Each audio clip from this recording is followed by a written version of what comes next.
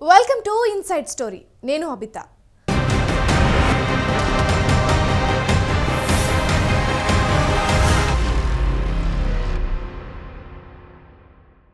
ఆయన ఎందుకు కారు దిగారు? ఆ వెంటనే ఎందుకు షేక్ హ్యాండ్ ఇచ్చారు? కారు దిగాలని కోరింది ఎవరు? హస్తరేఖను సరిచేసుకోవాలని చెప్పింది ఎవరు? ఇంతవరకు సరే, కానీ ఉన్నట్టుండి ఆయన మనసు ఎందుకు మారింది? గులాబీ భవన్ వైపు ఎందుకు మళ్ళింది? పాత జ్ఞాపకాలు గుర్తొచ్చాయా? తప్పు చేస్తున్నావని అంతరాత్మ ఆక్రోశించిందా? అందుకే గులాబీ రంగు కారులో గుట్టుగా చేరిపోవాలని అనుకున్నారా? నెల కాకముందే ఆ నిర్ణయం ఎందుకు తీసుకున్నారు? ఇంతకీ ఎవరాయన? Watch this.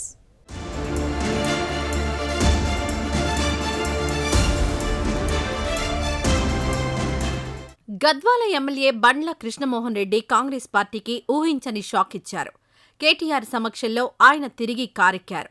ఇటీవలే హస్తం పార్టీలో చేరిన బండ్ల ఇంతలోనే మనసు మార్చుకుని సొంత గూటికి తిరిగొచ్చారు. తిరిగి బీఆర్ఎస్ బాట పట్టడంతో సీఎం రేవంత్ రెడ్డి, మంత్రి జూపల్లి కృష్ణారావుకు గట్టి ఎదురుదెబ్బ తగిలినట్టయింది. ఇటీవల కేటీఆర్ను కలిసి కృష్ణమోహన్ రెడ్డి గులాబీ పార్టీలోనే కొనసాగుతున్నారని ప్రకటించడంతో గాంధీభవన్లో ఎందుకిలా జరిగిందా అని చెవులు కొరుకుంటున్నారు నేతలు.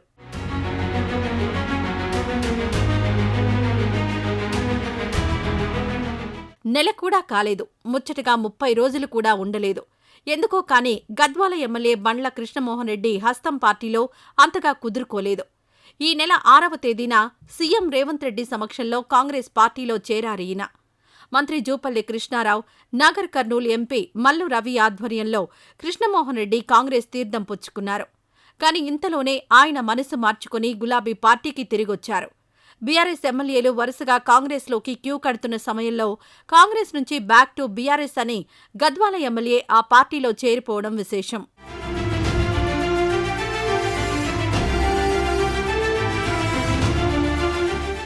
దీంతో బీఆర్ఎస్ ఘర్ వాప్సీ మొదలుపెట్టిందా అన్న చర్చలు మొదలయ్యాయి. బీఆర్ఎస్ ఎల్పీని కాంగ్రెస్లో విలీనం చేయాలని సీఎం రేవంత్ వ్యూహాలు పన్నుతున్న వేళ ఓ ఎమ్మెల్యే చేజారిపోవడం గట్టి ఎదురుదెబ్బే అనుకోవాలంటున్నారు రాజకీయ విశ్లేషకులు. ఇప్పుడు రాసుకోండి, బీఆర్ఎస్ దెబ్బకు కాంగ్రెస్ అబ్బా అని బీఆర్ఎస్ ట్వీట్ చేయడం గులాబీ భవన్లో కొత్త జోష్కు కారణమవుతోంది.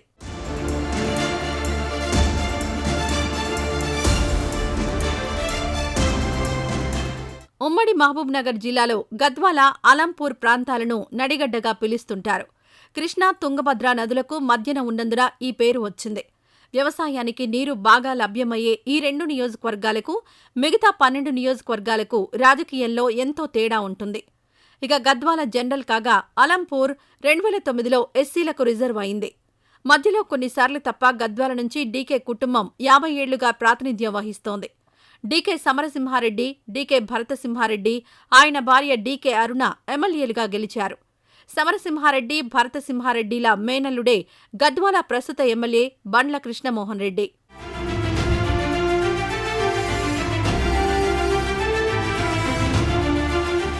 కృష్ణమోహన్ రెడ్డి తొలుత జెడ్పీటీసీగా పనిచేశారు. మేనమామ భరతసింహారెడ్డి గద్వాల ఎమ్మెల్యేగా ఉన్న సమయంలో అంతా తానే చక్రం తిప్పారు. డీకే అరుణ ఎమ్మెల్యే అయ్యాక ఆమెతో విభేదించారు. బీఆర్ఎస్లోకి వెళ్లారు.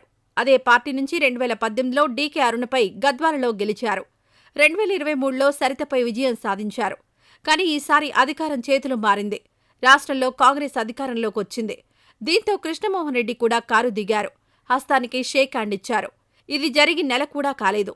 ఇంతలోనే బీఆర్ఎస్లోకి రావడంతో కాంగ్రెస్లో అసలేం జరుగుతుందన్న చర్చ మొదలైంది.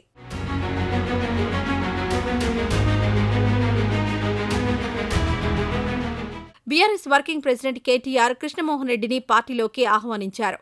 ఈయన కాకుండా ఇప్పటికే 9 మంది ఎమ్మెల్యేలను చేజార్చుకున్న బీఆర్ఎస్కు ఇది ఖచ్చితంగా పెద్ద ఊరటే. కాంగ్రెస్కు పెద్ద దెబ్బే. ఎందుకంటే సీఎం సొంత జిల్లా ఉమ్మడి మహబూబ్నగర్కు చెందిన ఎమ్మెల్యే కాంగ్రెస్లోకొచ్చినట్లే వచ్చి వెళ్లిపోవడం ఇబ్బందికరమే.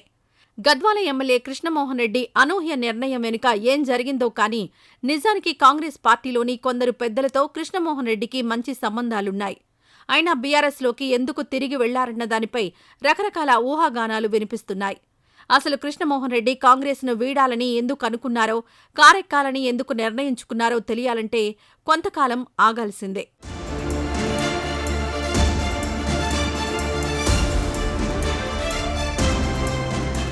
ఇవి ఇవాల్టి ఇంట్రెస్టింగ్ ఇన్సైడ్ స్టోరీస్ మరో ఎపిసోడ్లో మళ్ళీ కలుద్దాం. అంతవరకు సెలవు, నమస్తే.